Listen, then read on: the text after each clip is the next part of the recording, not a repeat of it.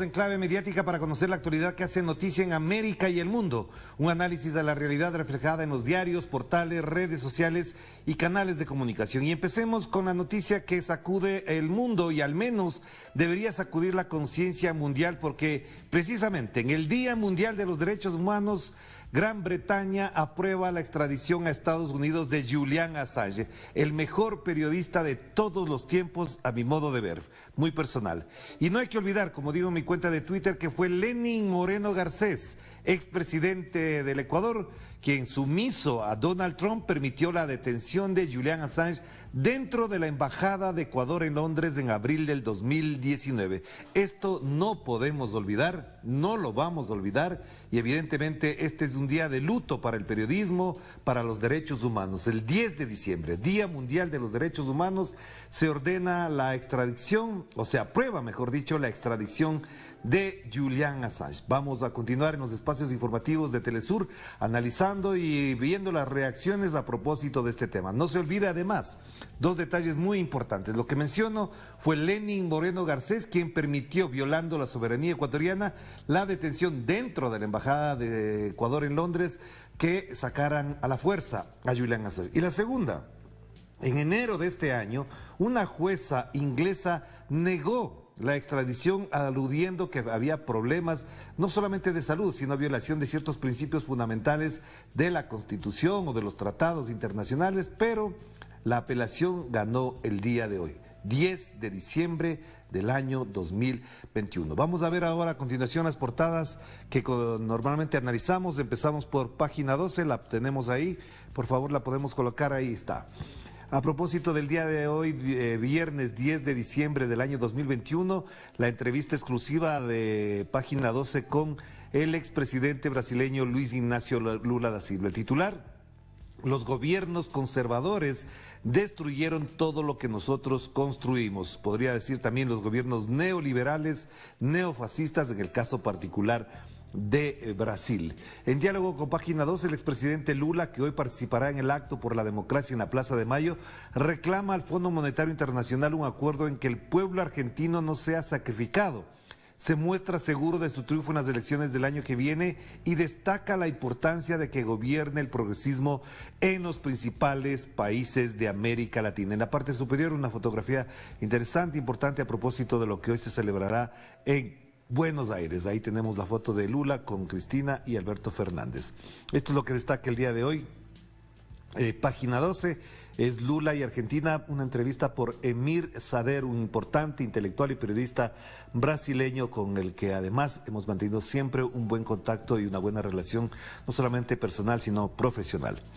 Pasamos entonces a la diaria. Lo que ocurrió el día de ayer es una importante marcha. Este diario uruguayo destaca: contra la cultura de la impunidad.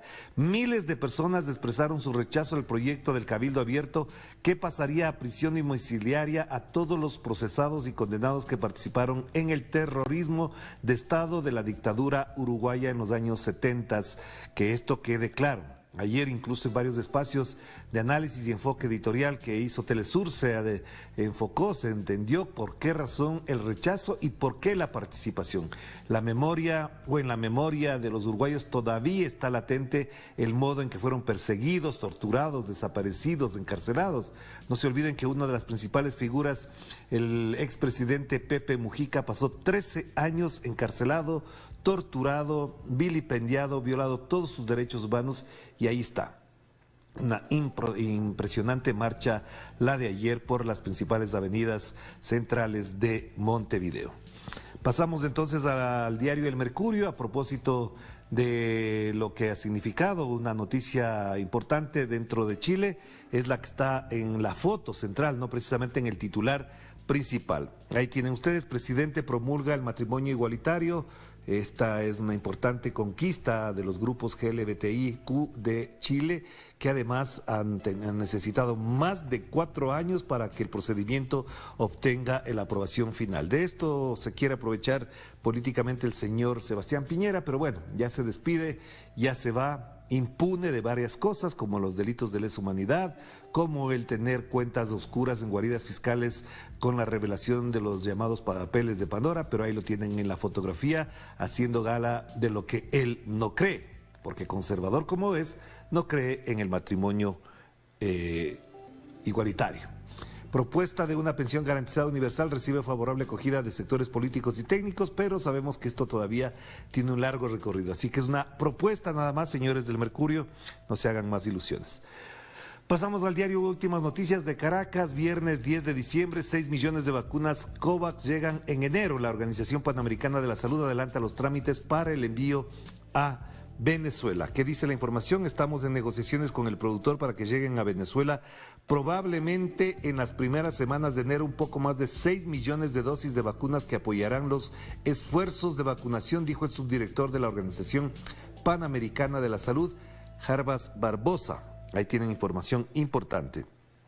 Y la Armada venezolana repotenció los tanques anfibios, una fotografía de eso. Y bueno, más información de otro orden aquí se está planteando en el diario Últimas Noticias de este viernes 10 de diciembre. El diario El País de España, a propósito de lo que está pasando con la pandemia, España vuelve al nivel de riesgo alto por los contagios de COVID, que es lo que nos interesa efectivamente, por los demás temas ya son más de orden local. La incidencia supera los 300 casos, la más elevada desde agosto, pero las hospitalizaciones son menos que en las olas anteriores. Ahí tienen información importante que además llama la atención porque el debate está abierto, la discusión es potente en espacios científicos, en análisis de orden editorial también, a propósito del impacto que tiene la variante Omicron, que, como se decía, además, se inició en África. Claro, en África no se ha vacunado ni al 10% de la población y esperan que el virus desaparezca por evaporación posiblemente. Si no se vacuna y si no se atiende a países pobres, a países rezagados en la atención inmediata y urgente, obviamente el virus muta, cambia y se vuelve mucho más agresivo. Entonces, la portada del País destaca esto para España.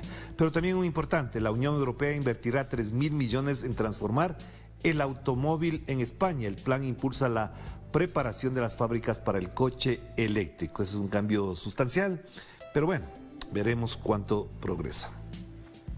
Pasamos a los portales informativos, empezando por nuestra casa Telesur. Miles de uruguayos marchan en rechazo a la prisión domiciliaria para los genocidas.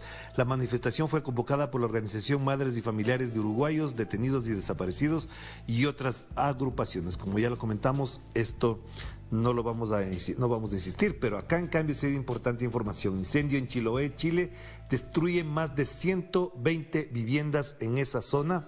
Es un acontecimiento muy grave.